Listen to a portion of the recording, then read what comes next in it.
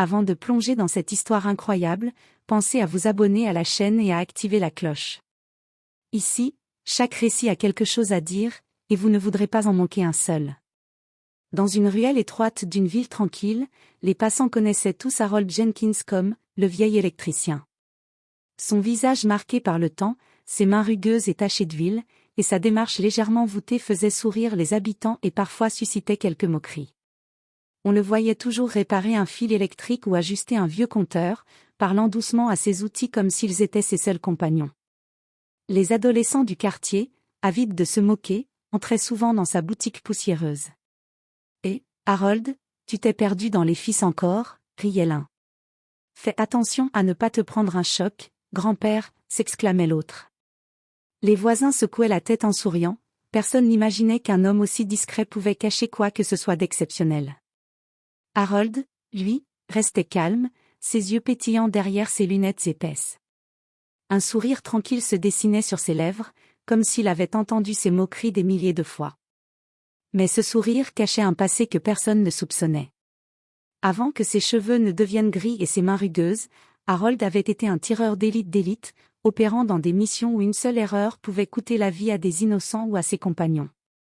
Il avait parcouru le monde, affronté le danger avec sang-froid, et appris à observer le moindre détail avec une précision chirurgicale. Chaque geste de sa vie actuelle, même le plus banal, portait la discipline et la patience de cet entraînement extrême. Ce matin-là, tandis que les adolescents se moquaient encore de lui, Harold savait que leur arrogance allait bientôt rencontrer la réalité. Il se pencha sur un vieux panneau électrique, ajustant des câbles avec une dextérité surprenante.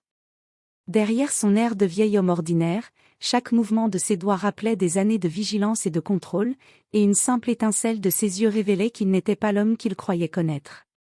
Les jeunes riaient, inconscients du danger invisible qui les entourait.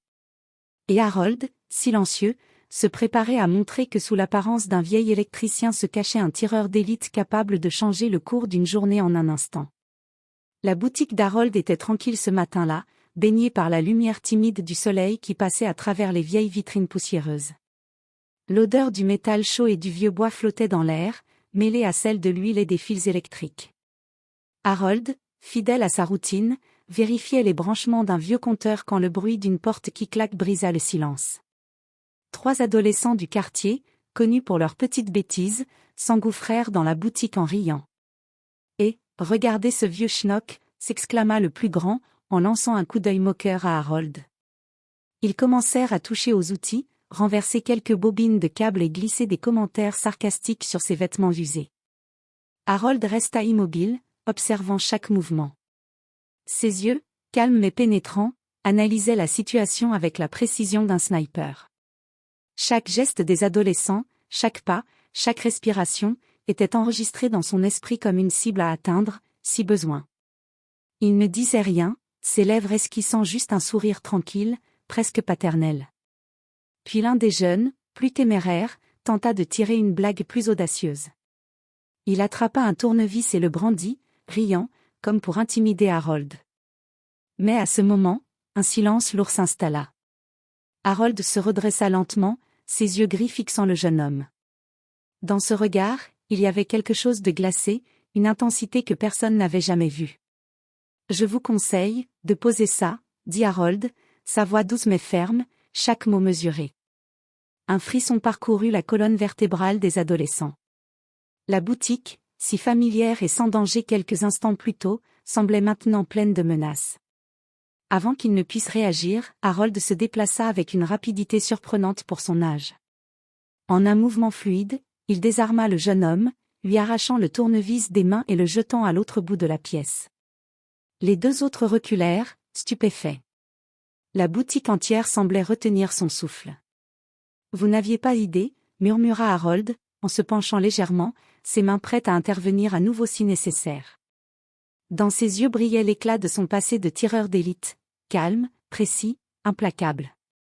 Les adolescents, terrifiés, comprirent enfin qu'il ne se moquait pas d'un simple vieil homme, mais d'un homme capable d'exploits extraordinaires, invisible derrière ses habits ordinaires. La leçon fut rapide et claire. Harold les raccompagna à la porte, silencieux mais imposant.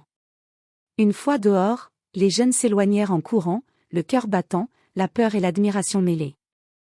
La boutique retrouva son calme. Harold soupira, reprenant son tournevis comme si rien ne s'était passé. Pour le monde extérieur, il était encore le vieil électricien. Mais lui savait que, sous sa peau ridée, son passé n'était jamais loin, et qu'il serait prêt si le danger revenait. Les jours suivants, la boutique d'Harold retrouva son calme habituel. Mais dans les rues de la ville, une rumeur commençait à circuler. Les adolescents racontaient à qui voulait l'entendre que le vieil électricien n'était pas si inoffensif. Certains voisins hochaient la tête, amusés, tandis que d'autres frissonnaient en imaginant ce que ce silence étrange pouvait cacher.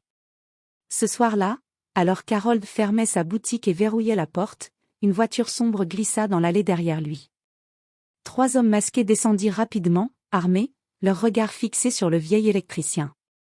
Ils n'étaient pas des voyous ordinaires, quelque chose dans leur démarche révélait un entraînement militaire.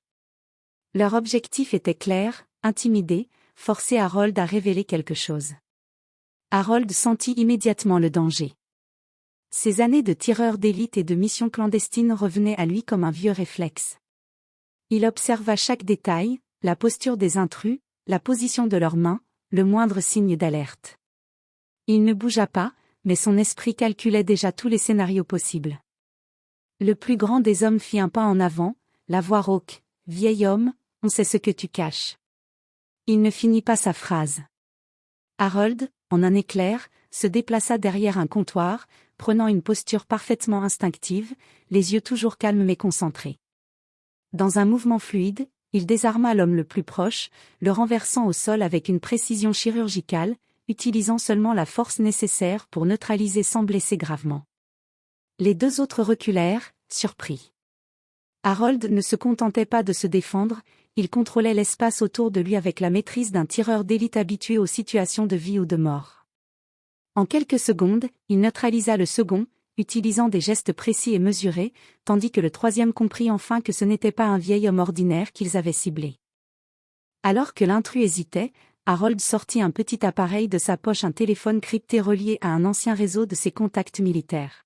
« J'appelle ceux qui s'occupent de ce genre de problème, » dit-il calmement. Sa voix, douce mais pleine d'autorité, fit trembler l'homme. La leçon fut immédiate. Les intrus prirent la fuite, laissant derrière eux un silence pesant. Harold se redressa, reprenant son calme habituel, ajustant sa blouse comme si rien ne s'était passé. Pour le monde extérieur, il restait le vieil électricien. Mais pour ceux qui avaient été témoins, il était devenu clair que derrière cette façade se cachait un homme capable de neutraliser n'importe quelle menace avec la précision d'un tireur d'élite. Ce soir-là, en refermant sa boutique, Harold savait que son passé n'était plus seulement un secret. Il était un avertissement silencieux pour ceux qui osaient le sous-estimer. Et dans l'ombre, il sentit que des dangers encore plus grands pourraient bientôt surgir. Quelques jours plus tard, Harold travaillait tranquillement dans sa boutique, vérifiant des câbles et ajustant de vieux fusibles, quand la sonnette retentit. Une jeune femme, paniquée et tremblante, entra précipitamment. Elle se présenta comme Emily, la fille d'un voisin qui travaillait souvent avec Harold. « Monsieur Jenkins, ils sont revenus, Alta-TL. Les hommes qui vous ont attaqué, ils me cherchent, moi aussi. » Harold sentit immédiatement l'urgence dans sa voix. Ses années d'expérience lui dictaient que ces intrus n'étaient pas des amateurs. Ils avaient un objectif clair et dangereux. Sans perdre une seconde, il guida Emily vers une petite pièce derrière la boutique, un espace sécurisé qu'il avait aménagé pour les urgences. « Écoute-moi attentivement, » dit-il calmement, tout en vérifiant les fenêtres et les issues. « Tu dois rester ici et ne pas bouger. Et surtout, ne fais aucun bruit. » Dehors, le bruit des pas se fit entendre. 3 silhouettes masquées approchaient à nouveau. Mais cette fois, Harold était prêt. Il sortit une mallette métallique, qu'il ouvrit pour révéler des armes et équipements de précision, vestiges de son passé de tireur d'élite. Chaque mouvement était rapide, calculé et silencieux.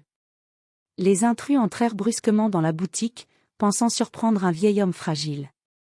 Mais Harold, utilisant sa connaissance parfaite des angles et des trajectoires, neutralisa immédiatement le premier à l'entrée d'un coup précis et contrôlé, l'amenant à terre sans bruit. Le second tenta de contourner le comptoir, mais Harold anticipa chaque geste, le désarmant et le maîtrisant avec une fluidité impressionnante. Le troisième, voyant ses complices neutralisés, tenta de fuir vers Emily. Harold bondit avec une rapidité étonnante pour son âge, bloquant la porte et fixant l'intrus droit dans les yeux. Dans ce regard, il y avait la même froideur que celle qu'il affichait lors de ses missions passées, une certitude implacable que la menace serait neutralisée. « C'est fini », dit Harold, sa voix calme mais ferme. L'homme recula, effrayé, comprenant qu'il ne s'attaquait plus à un simple vieil électricien. Chaque geste, chaque respiration de Harold rappelait ses années d'entraînement extrême. Une fois les intrus neutralisés et la police alertée discrètement par Harold via un dispositif caché, Emily put enfin respirer. Elle regarda Harold avec des yeux écarquillés, réalisant enfin que l'homme qu'elle connaissait depuis toujours comme un simple voisin était en réalité un ancien tireur d'élite, capable de protéger ceux qui en avaient besoin avec une précision et une discipline hors du commun. Harold se rassit derrière son comptoir, reprenant sa posture habituelle, comme si rien ne s'était passé. Mais dans son esprit, il savait que cette attaque n'était que le début. Quelqu'un voulait réellement l'éliminer, et cette fois, la menace pourrait être encore plus proche et plus dangereuse que tout ce qu'il avait affronté dans le passé. Quelques jours après l'attaque, Harold sentit que le danger se rapprochait. Tout était silencieux dans la petite ville, mais son instinct ne trompait jamais. Son passé de tireur d'élite lui avait appris à anticiper, à sentir les menaces avant qu'elles n'apparaissent. Cette fois, il savait que les intrus n'étaient pas seuls, quelqu'un tirait les ficelles derrière eux, quelqu'un de puissant et dangereux. Cette nuit-là, alors que la boutique était plongée dans l'obscurité, un bruit sourd retentit. Des véhicules lourds s'arrêtèrent devant le bâtiment. Des hommes masqués, armés et organisés, sortirent avec précision. Ils pensaient pouvoir surprendre Harold. Ils ignoraient qu'il avait prévu cette éventualité depuis des semaines. Harold prit position derrière le comptoir, son visage calme mais ses yeux d'acier scrutant chaque mouvement. Il activa un petit réseau de caméras qu'il avait installé dans la boutique et dans la ruelle, analysant instantanément les angles, les trajectoires et les positions de ses ennemis. Chaque mouvement, chaque respiration, chaque ombre était désormais sous son contrôle. Le combat commença. Harold se déplaçait avec une précision militaire, désarmant, neutralisant et maîtrisant chaque intrus avec une fluidité étonnante pour son âge. Ses gestes étaient chirurgicaux, aucun excès de force, aucun mouvement inutile. Les intrus, pourtant entraînés, se retrouvaient dépassés, incapables de comprendre comment un vieil homme pouvait les anticiper et réagir à chaque attaque avec une telle maîtrise. Puis apparut le chef, un homme imposant aux yeux froids, celui qui avait orchestré les attaques. Il pointa une arme vers Harold. Mais Harold, fidèle à ses années de tireur d'élite, calcula en une fraction de seconde la distance, le vent, le mouvement et la réaction possible de l'adversaire. En un geste précis, il désarma l'homme et le fit tomber à terre sans qu'un seul coup mortel ne soit porté. Lorsque la police arriva, alertée par Harold par un dispositif silencieux, tout était terminé. Les intrus étaient maîtrisés, et le chef neutralisé. Emily, témoin de la scène depuis l'abri, regarda Harold avec une admiration sans bornes. « Vous n'êtes pas juste un vieil électricien », murmura-t-elle, la voix tremblante. Harold sourit faiblement, reprenant ses outils comme si rien ne s'était passé. Pour le monde extérieur, il restait le vieil homme humble qu'ils avaient toujours connu. Mais pour ceux qui avaient vu la vérité, il était clair que sous cette apparence se cachait un tireur d'élite légendaire, un homme capable de protéger et de neutraliser toute menace avec un calme et une précision extraordinaires. Cette nuit-là, Harold referma sa boutique, regardant les étoiles à travers la fenêtre poussiéreuse. Il savait que le danger pouvait revenir, mais il était prêt. Car un homme comme lui, même vieux, ne se laisse jamais surprendre. Son passé n'était pas seulement un secret, c'était une arme, et il resterait toujours vigilant, prêt à protéger ceux qui en avaient besoin, même si personne ne le savait jamais.